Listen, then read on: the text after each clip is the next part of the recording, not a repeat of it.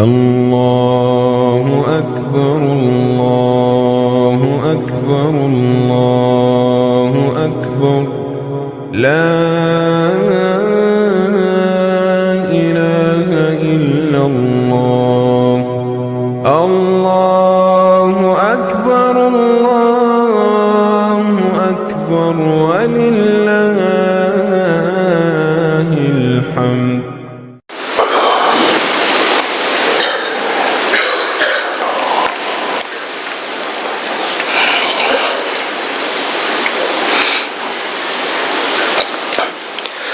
أعوذ بالله من الشيطان الرجيم. بسم الله الرحمن الرحيم.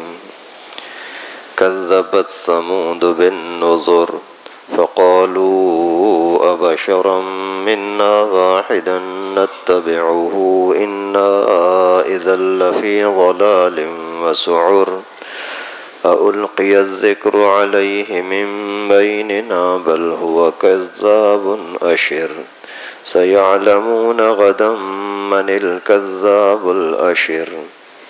صدق الله العلی العظیم. یہ 27واں پارہ سورۃ القمر کا دوسرا رکوع شروع ہو رہا ہے. اس رکوع کے اندر اللہ تبارک و تعالی نے دو واقعات بیان فرمائے ہیں، قوم سمود کا اور قوم لوط کا، کہ ان لوگوں نے اللہ کے نبی کو جھٹلایا، تکبر کیا، دین کی باتیں ماننے سے انکار کیا، تو اللہ رب العالمین نے ان کی پکڑ کی، اور ایسی پکڑ کی کہ کوئی بھی اللہ کے عذاب سے بچ نہ سکا، کوئی بھی بھاگ نہ سکا. مقصد یہ ہے کہ آپ بھی اگر وقت کے دین کی دعوت دینے والوں کو اگر ٹھکراؤ گے، دین کو ماننے سے اگر تکبر کرو گے، پھر تمہاری بھی خیر نہیں ہے. کذبت ثمود بالنذر، قوم سمود نے ڈرانے والوں کو جھٹلا دیا. فقالوا ابشرا منا واحدا نتبعه، کیا ہم میں سے کسی ایک بندہ ہے، بشر ہے جس کی ہم تابعداری کریں؟ انا اذا لفی ضلال وسعر، پھر تو ہم ہو جائیں گے بھٹکنے والے اور پاگل اور بیوقوف بننے والے. اگر ہم ایک شخص کی بات مان لیں جو ہمارے ہی خاندان اور ہماری نسل کا بندہ ہے اور اسی کے پیچھے چلیں، اور سب کو پرانے جو ہمارے باپ داداؤں کی تعلیمات ہیں ان سب کو چھوڑ دیں، ہمارے جو رسم رواج ہیں ان سب کو چھوڑ کر کے اسی نئے بندے کے اور نئی باتوں پر چلیں، تو یہ تو ہمارے لیے گمراہی ہے، نعوذ باللہ. اور اسی قوم سمود کی طرف اللہ تعالیٰ نے حضرت صالح علیہ السلام کو نبی بنا کر بھیجا تھا، اور پھر مخالفت کرتے ہوئے، مقابلہ کرتے ہوئے، دشمنی میں آ کر کے کہتے ہیں اَأُلْقِيَ الذِّكْرُ عَلَيْهِ مِن بَيْنِنَا، کیا نصیحت نامہ اور اللہ کی طرف سے وحی اسی پر نازل ہوئی ہم میں سے؟ بل هو کذاب اشر، بلکہ یہ تو کوئی جھوٹا اور تکبر کرنے والا، اترانے والا ہے، نعوذ باللہ. حضرت صالح علیہ السلام کے مقابلے میں آئے گئے، لڑنے کے لیے تیار. اس کی کیا حیثیت ہے کہ یہ کہہ رہا ہے کہ میرے پیچھے چلو؟ یہ کون سا سردار ہے؟ اس کے پاس کون سی مال اور جائیداد ہے؟ کون سا اسی کے پاس روب ہے؟ کون سا اس کے پاس عوام ہے اور کوئی عوامی جماعت ہے؟ کچھ بھی نہیں، اور ہمیں بولتا ہے تم میرے پیچھے چلو. ایسا تو نہیں ہوگا، نعوذ باللہ. تو اللہ رب العالمین نے فرمایا سَيَعْلَمُونَ غَدًا مَنِ الْكَذَّابُ الْأَشِرُ، ان قریب پتہ لگ جائے گا کہ جھوٹا اور تکبر کرنے والا کون ہے. تم اللہ کے نبی کی توہین کرتے ہو. پھر حضرت صالح علیہ السلام نے اللہ تعالیٰ سے سفارش کی کہ اللہ ان کے حال پر رحم فرما. پھر انہوں نے مطالبہ کیا کہ کوئی معجزہ دکھا. حضرت صالح نے اللہ تعالیٰ سے دعا کی، پتھر سے اونٹنی نکلی، اور حکم ہوا کہ ابھی اسی اونٹنی کی قدر کرنا، جو پانی ہے ایک دن تم پیو گے، ایک دن اسی کا ہوگا، اور جو اللہ نے قانون بتلایا اسی کا خیال کرنا. آپ اس کو صرف ایک دن کا پانی پلاؤ گے تو یہ آپ کو پورے خاندان کے لیے، پورے قبیلے کے لیے اتنا دودھ دے دے گی. اور اگر آپ نے اس کا پانی روکا تو اللہ ناراض ہو کر کے تم پر عذاب بھیجے گا۔ لیکن ان ظالموں نے پھر اسی کو اونٹنی کو مار دیا، بے قدری کی، اللہ تعالیٰ کی طرف سے عذاب آیا اور پوری قوم تباہ ہوئی۔ ایک ہی چیخ آئی، اوپر سے فرشتے نے چیخ کی اور زمین کو زلزلہ آیا، پوری قوم تباہ۔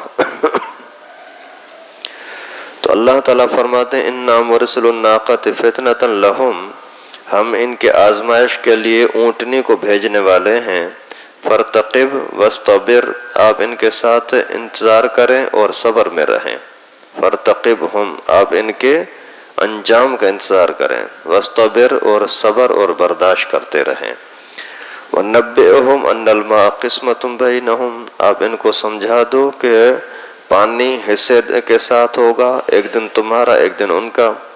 کل شرب محتضر، ہر ایک کو اپنے حصے پر پہنچنا ہوگا۔ آپ کا حصہ ہے، آپ کو اپنے حصے پر آنا ہے، اونٹنی کا حصہ ہے، وہ اسی کو دینا ہے۔ فَنَادَوْا صَاحِبَهُمْ فَتَعَاطَىٰ وَعَقَرَ، اور پھر انہوں نے اپنے ایک سرکش بندے کو بلایا، اسی نے ہاتھ بڑھایا اور پونچیں کاٹ ڈالی۔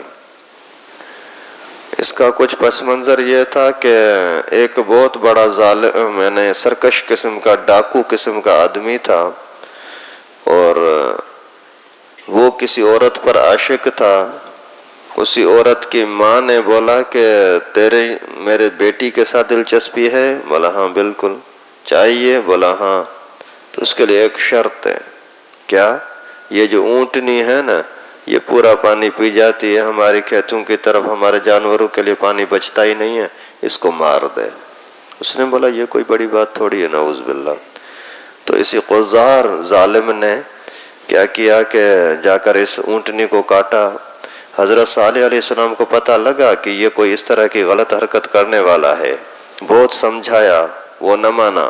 پھر لوگوں کو سمجھایا، بھائی اس کو روکو، اللہ کا عذاب آئے گا، پوری قوم تباہ ہوگی، لیکن پھر بھی وہ نہ مانا۔ تو لوگوں نے توجہ بھی نہیں دیا، ہمارا کیا، بس چھوڑو، جو ہو رہا ہے ہونے دو۔ تو اللہ اس ظالم نے جا کر کے ایک مرتبہ چھپ کے بیٹھا تھا، اونٹنی جیسے جا رہی تھی تو پاؤں کے اندر تلوار ماری، جس کی وجہ سے اس کے پونچیں رگیں کٹ گئیں، اور اسی ٹائم پر اس نے چیخ ماری اور وہاں مر گئی۔ تو جیسے ہی مر گئی تو حضرت صالح علیہ السلام نے فرمایا ابھی تم لوگ اللہ کے عذاب سے بچ نہیں سکتے، بھلے کتنا بھی زور لگاؤ۔ میں نے آپ کو بہت سمجھایا، تمہارے مطالبے پر یہ اونٹنی آئی، لیکن پھر بھی تم نے سرکشی کی۔ جب یہ پتہ لگا کہ یہ ایسا کر رہا ہے تو بھی میں نے سمجھایا آپ کو، لیکن آپ نے توجہ نہیں دی، ابھی اللہ کے عذاب سے کوئی آپ کو بچائے گا نہیں۔ تو اتنے میں اللہ تعالیٰ کی طرف سے فرشتے نے زوردار آواز لگائی، جیسے آواز لگئی تو ان کے جگر دل پھٹ گئے، اور پھر زلزلہ آیا۔ اسی زلزلے کے اندر ان کے گھر گر گئے، ان کے پہاڑ ان کے اوپر گرے، ان کے درخت وغیرہ سارے تباہ، پھر اسی کے اندر ساری کی ساری قوم تباہ ہو گئی۔ تو مقصد یہ ہے کہ کوئی اتنا بڑا عذاب پوری قوم کے اوپر آیا، کس وجہ سے؟ ایک لڑکی کی وجہ سے، اور دوسرا کس وجہ سے؟ کہ لوگوں نے اپنے علاقے میں ہوتی ہوئی برائی کو، ظلم کو روکا نہیں۔ گناہ کا کام ہو رہا ہے اور انہوں نے توجہ نہیں دیا، اور ہمارا کیا واسطہ۔ حالانکہ اللہ والوں نے، نیک لوگوں نے ان کو سمجھایا کہ بھائی اس کو روکو، خطرہ ہے، نقصان تمہارا ہوگا، لیکن نہ مانے۔ اور یہ ساری بیماریاں آج کل بھی ہیں۔ اللہ کے دشمن، اللہ کے نافرمان ہیں، ان کو اگر سمجھاؤ تو وہ سمجھتے بھی نہیں ہیں۔ پھر اگر کوئی اللہ والا نیک آدمی بولتا ہے یار اس کے لیے آواز اٹھاؤ، اس کا ہاتھ روکو، تو بولتے ہیں یار چھوڑو ان باتوں کو۔ یعنی آج بھی دین والوں کی دعوت کو ٹھکرایا جاتا ہے۔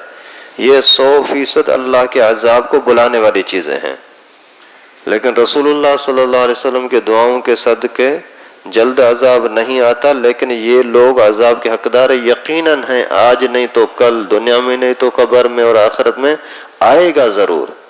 اس وجہ سے اس عذاب سے بچاؤ کی صورت صرف یہ ہے کہ جتنے قدر آپ کا بس چلتا ہے آپ ضرور اس کی مخالفت کرو، نہیں تو پھر کوئی بچانے والا آگے نہیں ہوگا۔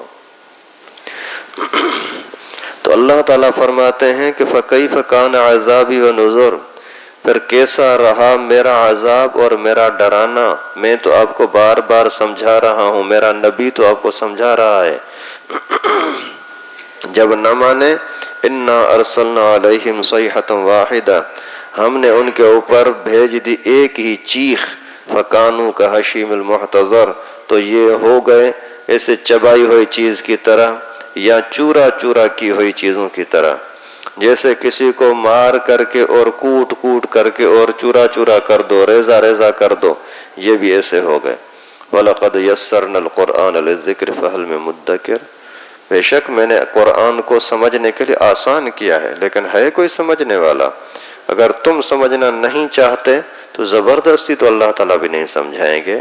اگر تم خود اللہ کے عذاب کو دعوت دیتے ہو تو زبردستی تو اللہ تعالیٰ تمہیں عذاب سے نہیں بچائیں گے۔ راستہ ضرور دکھا رہے ہیں، عذاب کی صورتیں ضرور بتلا رہے ہیں، پھر بھی اگر تم تباہی کی طرف جاتے ہو تو تمہاری مرضی۔ اللہ تعالیٰ سے دعا ہے کہ اللہ پاک ہم سب کو ہر طرح کے نافرمانی سے بچنے کی توفیق نصیب فرمائے۔ انبیاء کرام کی تعلیمات، رسول اللہ صلی اللہ علیہ وسلم کی ہدایات کو سمجھنے کی، اپنانے کی، اپنی زندگی میں لانے کی، آگے دوسروں تک پہنچانے کی توفیق نصیب فرمائے۔ وآخر دعوانا ان الحمد